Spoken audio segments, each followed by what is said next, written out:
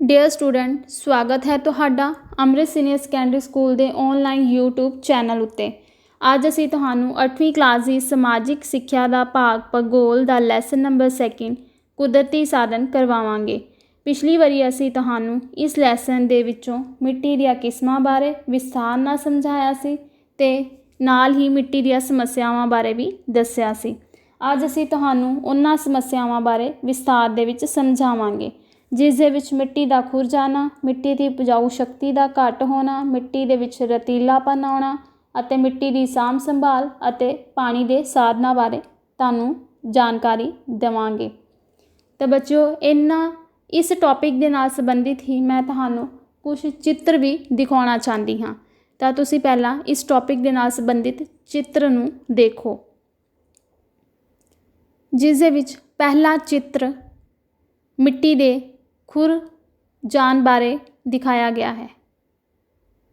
दूसरे चित्र दे विच मिट्टी दे विच रेतलापन रेतीली मिट्टी दे बारे विच। तीसरे चित्र दे विच मिट्टी दे विच खारापन सोडियम की मात्रा जिसनों आपां कहने हाँ हुंदी है मिट्टी दे विच। चौथे चित्र दे विच मिट्टी की साਂਭ संभाल के तरीक़िਆਂ बारे दस्सिया गया है। पंजवें चित्र दे विच पानी के साधन बारे दस्सिया गया है। तो बच्चों, ये चित्र साढ़े अज के टॉपिक के नाल संबंधित हैं। तो असीं शुरू करते हाँ पेज नंबर 14 तो अपना अज का टॉपिक, जिसका भाग 5वां तुहानूं आपां करवाउण जा रहे हैं। भाग 5वां। तो बच्चों, इसका पहला पॉइंट हैगा मिट्टी का खुर जाना। मिट्टी का खुर जाना मतलब अपनी सतह तो हट जाना, मिट्टी का हट के रुड़ जाना या बह जाना की हुंदा है, मिट्टी का कटाव कहलाउंदा है। तो बच्चों, मिट्टी का कटाव दो कारणों करके हुंदा है। उन्हां विचों पहला कारण हैगा भौतिक कारण ते दूसरा है मनुखी कारण। भौतिक कारण दे विच कुदरत जो है वो मिट्टी का कटाव करती है, जिस दे विच तापमान का वधना, बर्फीले तूफानां का आउणा, तेज़ हनेरियां का आउणा अते लगातार मींह अते हड़ां का आउणा, इस तरीके दे नाल भी मिट्टी का कटाव हुंदा है। अते दूसरा कारण जिहड़ा हैगा मनुखी कारण, जिस विच मनुख दीआं गलत नीतियां दे करके मिट्टी का कटाव हो रहा है। इस दे विच जंगलों की कटाई लगातार मनुख करता जा रहा है ते नाल खेती करन दी जिहड़ी उहदी दोषपूर्ण प्रणाली है, गलत प्रणाली है, उस दे नाल भी मिट्टी का कटाव हुंदा जा रहा है। इन्हां तरीक़िਆਂ दे नाल जिहड़ी है मिट्टी की उपजाऊ शक्ति घटदी जा रही है, क्योंकि मिट्टी धरती की सब तो उपरली परत हुंदी है।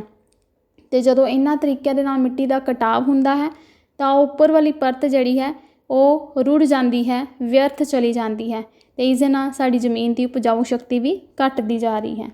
तो बच्चों, इस दे नाल संबंधित जिहड़ा मैं तुहानूं चित्र है वो दिखाना चाहनी हाँ, जिहड़ा कि असीं तुहानूं शुरू दे विच दिखाया सी। उस चित्र नूं तुसीं ध्यान दे नाल देखो। इस दे विच मिट्टी का जिहड़ा चित्र है, मिट्टी इस दे विच कट के दिखाई गई है, मतलब कि मिट्टी का खुरना है।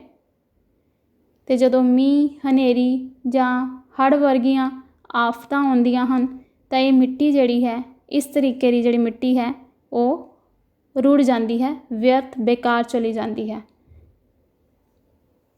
तो बच्चों, अगला पॉइंट हैगा मिट्टी की उपजाऊ शक्ति का घट होना।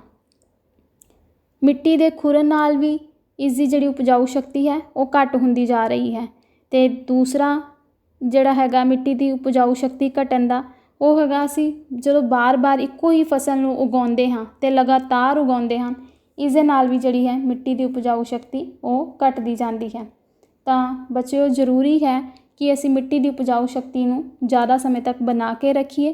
तो इस लई सानूं फसल चक्र मतलब कि बदल के फसलों नूं उगाउणा होएगा। अगे हैगा बच्चों पॉइंट नंबर 3, मिट्टी का रेतलापन मतलब कि रतीली मिट्टी। इस दे नाल संबंधित भी मैं तुहानूं एक चित्र जिहड़ा दिखाया सी, उस चित्र नूं बच्चों तुसीं ध्यान नाल पहलां देखो। इस चित्र दे विच मिट्टी दे विच रेत के कण दिखाई दे रहे हैं। तो बच्चों, इसे रेत के कणां नूं रतीली मिट्टी कहा जाता है। ये मिट्टी शुष्क अते अर्ध शुष्क खेतर जिवें पश्चिमी राजस्थान, ਉੱਤਰੀ ਗੁਜਰਾਤ, ਹਰਿਆਣਾ ਆਦि ਖੇਤਰਾਂ ਦੇ ਵਿੱਚ ਪਾਈ ਜਾਂਦੀ ਹੈ।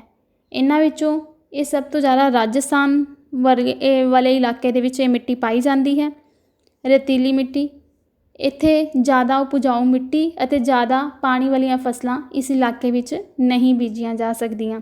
ਜਿਵੇਂ ਗੇਹੂੰ ਦੇ ਲਈ ਮਿੱਟੀ ਦਾ ਉਪਜਾਊ ਹੋਣਾ ਜ਼ਰੂਰੀ ਹੈ ਅਤੇ ਚਾਵਲ ਦੇ ਲਈ ਮਿੱਟੀ ਉਪਜਾਊ ਹੋਣ ਦੇ ਨਾਲ ਪਾਣੀ ਦੀ ਵੀ ਜ਼ਿਆਦਾ ਜ਼ਰੂਰਤ ਹੁੰਦੀ ਹੈ। ਅਜਿਹੀਆਂ ਫਸਲਾਂ ਇਹਨਾਂ ਖੇਤਰਾਂ ਦੇ ਵਿੱਚ, ਰਾਜਸਥਾਨ ਵਰਗੇ ਇਲਾਕੇ ਦੇ ਵਿੱਚ ਨਹੀਂ ਬੀਜੀ ਜਾ ਸਕਦੀ। ਤਾਂ ਅਸੀਂ ਇਹਨਾਂ ਖੇਤਰਾਂ ਦੇ ਵਿੱਚ ਮਿੱਟੀ ਦੀ ਉਪਜਾਊ ਸ਼ਕਤੀ ਨੂੰ ਵਧਾ ਸਕਦੇ ਹਾਂ। ਇਸ ਦੇ ਲਈ ਸਾਨੂੰ ਜਿਹੜੇ ਰੇਤ ਦੇ ਵੱਡੇ ਵੱਡੇ ਟਿੱਲੇ ਹਨ ਉਹਨਾਂ ਦੇ ਵਿੱਚ ਘਾਹ ਉਗਾਉਣੀ ਹੋਏਗੀ, ਫਿਰ ਇਸ ਖੇਤਰ ਨੂੰ ਹਰਿਆ ਭਰਿਆ ਕੀਤਾ ਜਾ ਸਕਦਾ ਹੈ। ਤਾਂ ਬੱਚਿਓ, ਉਸ ਚਿੱਤਰ ਨੂੰ ਤੁਸੀਂ ਧਿਆਨ ਦੇ ਨਾਲ ਦੇਖਿਓ, ਉਸ ਦੇ ਵਿੱਚ ਮਿੱਟੀ ਦੇ ਰੇਤ ਦੇ ਕਣ ਦਿਖਾਈ ਦੇ ਰਹੇ ਹਨ। ਅਗਲਾ ਹੈ ਮਿੱਟੀ ਵਿੱਚ ਸੇਮ ਦੀ ਸਮੱਸਿਆ। ਸੇਮ ਹੁੰਦਾ ਹੈ ਸਿੱਲਾਪਨ, ਸਿਲਾਬ ਜਿਸ ਨੂੰ ਬੋਲਿਆ ਜਾਂਦਾ ਹੈ। ਤਾਂ ਇਹ ਸਮੱਸਿਆ ਕਿਵੇਂ ਪੈਦਾ ਹੋਈ ਹੈ? ਜੇਕਰ ਮਿੱਟੀ ਵਿੱਚ ਪਾਣੀ ਨੂੰ ਜ਼ਿਆਦਾ ਦੇਰ ਤੱਕ ਖੜਾ ਰਹਿੰਦਾ ਹੈ ਤਾਂ ਮਿੱਟੀ ਵਿੱਚ ਸੇਮ ਦੀ ਜਿਹੜੀ ਸਮੱਸਿਆ ਹੈ ਉਹ ਪੈਦਾ ਹੋ ਜਾਂਦੀ ਹੈ, ਜਿਸ ਦੇ ਨਾਲ ਕੀ ਹੁੰਦਾ ਹੈ, ਮਿੱਟੀ ਢਿੱਲੀ ਹੋ ਜਾਂਦੀ ਹੈ, ਗਿੱਲੀ ਹੋ ਜਾਂਦੀ ਹੈ ਅਤੇ ਇਸ ਦੇ ਵਿੱਚ ਅਸੀਂ ਫਸਲਾਂ ਨੂੰ ਵੀ ਪੈਦਾ ਨਹੀਂ ਕਰ ਸਕਦੇ, ਕਿਉਂਕਿ ਕਿਸੇ ਵੀ ਫਸਲ ਨੂੰ ਜਦੋਂ ਅਸੀਂ ਬੀਜ ਰਹੇ ਹਾਂ ਤਾਂ ਉਸ ਨੂੰ ਜ਼ਰੂਰਤ ਦੇ ਅਨੁਸਾਰ ਅਤੇ ਸਮੇਂ 'ਤੇ ਪਾਣੀ ਦੀ ਲੋੜ ਹੁੰਦੀ ਹੈ। ਤਾਂ ਜਿਸ ਮਿੱਟੀ ਦੇ ਵਿੱਚ ਬਹੁਤ ਲੰਬੇ ਸਮੇਂ ਤੱਕ ਪਾਣੀ ਰਿਹਾ ਹੋਏਗਾ, ਉਸ ਮਿੱਟੀ ਦੇ ਵਿੱਚ ਫਸਲ ਦੀ ਪੈਦਾਵਾਰ ਸਹੀ ਤਰੀਕੇ ਦੇ ਨਾਲ ਨਹੀਂ ਹੋ ਸਕਦੀ। ਪੰਜਾਬ ਦੇ ਵਿੱਚ ਸੇਮ ਦੀ ਸਮੱਸਿਆ ਬਹੁਤ ਵੱਧਦੀ ਜਾ ਰਹੀ ਹੈ, ਕਿਉਂਕਿ ਇੱਥੇ ਸਿੰਚਾਈ ਦੇ ਸਾਧਨ ਤਾਂ ਬਹੁਤ ਜ਼ਿਆਦਾ ਹਨ, ਪਰ ਪਾਣੀ ਦਾ ਨਿਕਾਸ ਸਹੀ ਢੰਗ ਦੇ ਨਾਲ ਨਾ ਹੋਣ ਕਰਕੇ ਇਹ ਸਮੱਸਿਆ ਵੱਧਦੀ ਜਾ ਰਹੀ ਹੈ, ਜਿਸ ਦੇ ਨਾਲ ਮਿੱਟੀ ਦੀ ਉਪਜਾਊ ਸ਼ਕਤੀ ਵੀ ਘੱਟ ਰਹੀ ਹੈ। ਬੱਚਿਓ, ਅੱਗੇ ਹੈਗਾ ਮਿੱਟੀ ਵਿੱਚ ਤੇਜ਼ਾਬੀ ਜਾਂ ਖਾਰਾਪਨ।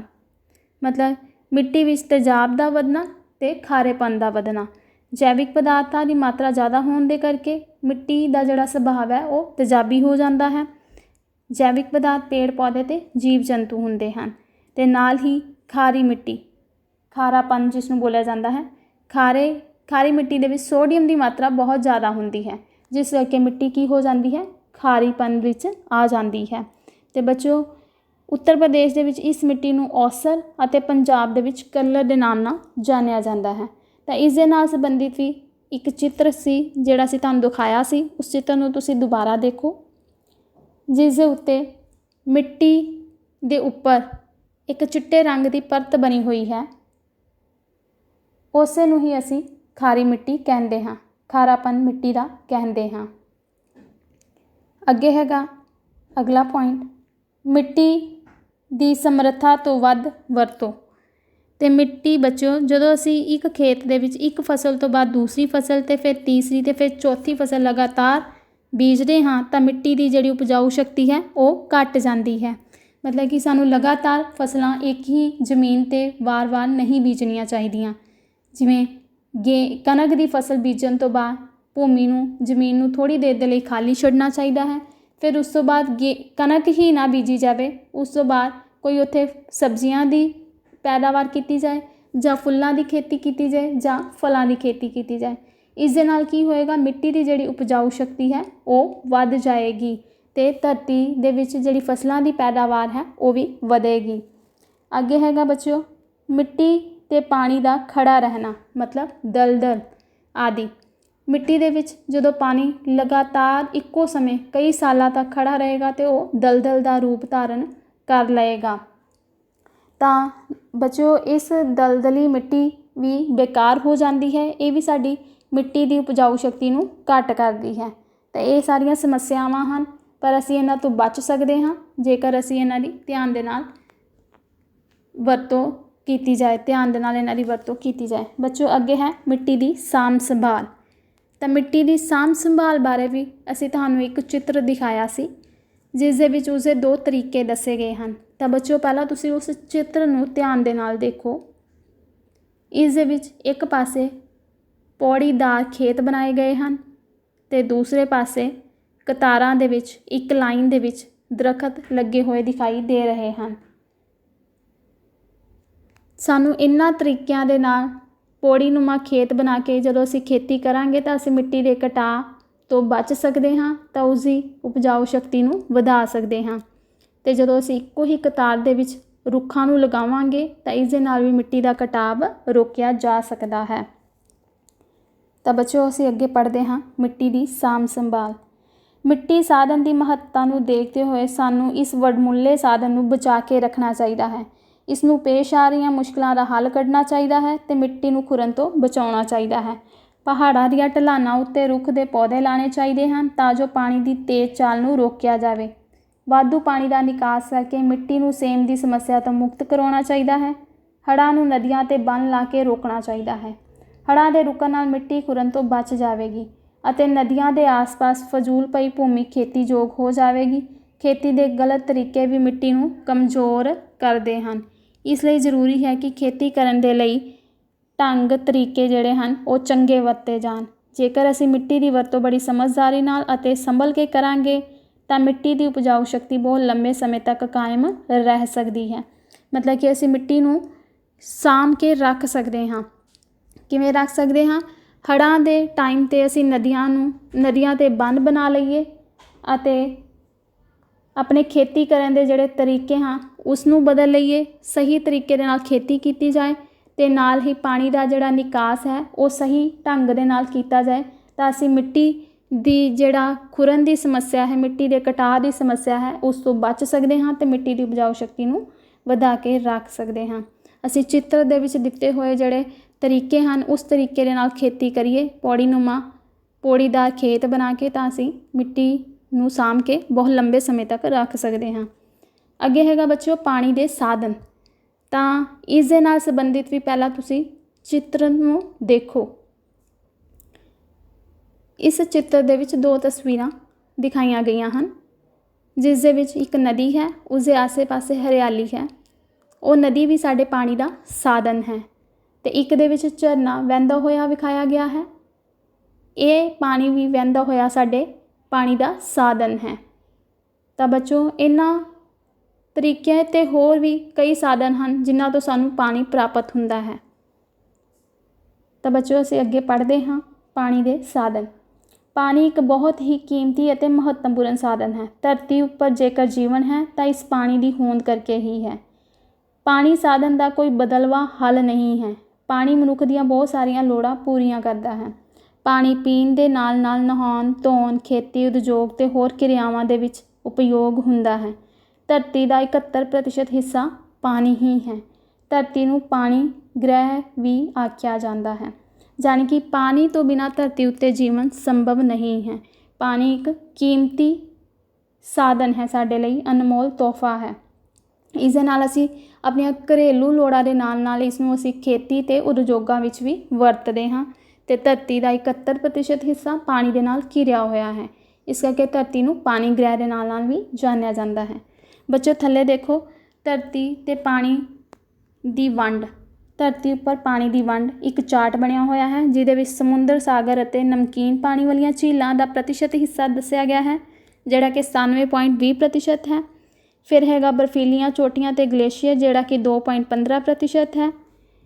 ਉਸ ਤੋਂ ਅੱਗੇ ਹੈ ਝੀਲਾਂ, ਦਰਿਆ ਅਤੇ ਨਾਲੇ, ਜਿਹੜਾ 0.0085% ਹੈ। ਫਿਰ ਵਾਯੂਮੰਡਲ ਅਤੇ ਜੀਵ ਮੰਡਲ ਵਿੱਚ ਪਾਣੀ 0.0015% ਹੈ। ਫਿਰ ਧਰਤੀ ਹੇਠਲਾ ਜਾਂ ਜ਼ਮੀਨੀ ਪਾਣੀ, ਜਿਹੜਾ 0.64% ਹੈ।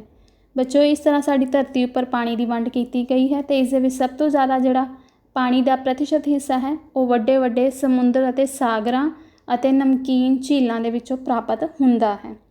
ਅੱਗੇ ਪੂਰੇ ਸੰਸਾਰ ਦੇ ਵਿੱਚ ਪਾਣੀ ਦੀ ਵਰਤੋਂ ਕਿਵੇਂ ਕੀਤੀ ਜਾਂਦੀ ਹੈ? ਮਨੁੱਖ ਅਲੱਗ-ਅਲੱਗ ਕਿਰਿਆਵਾਂ ਵਾਸਤੇ ਪਾਣੀ ਦੀ ਵਰਤੋਂ ਕਰਦਾ ਹੈ। ਮਤਲਬ ਕਿ ਸਾਡੀਆਂ ਵੱਖਰੀਆਂ ਵੱਖਰੀਆਂ ਜ਼ਰੂਰਤਾਂ ਹਨ ਪਾਣੀ ਦੇ ਲਈ ਅਤੇ ਉਸ ਦੇ ਲਈ ਅਸੀਂ ਪਾਣੀ ਨੂੰ ਵਰਤਦੇ ਹਾਂ।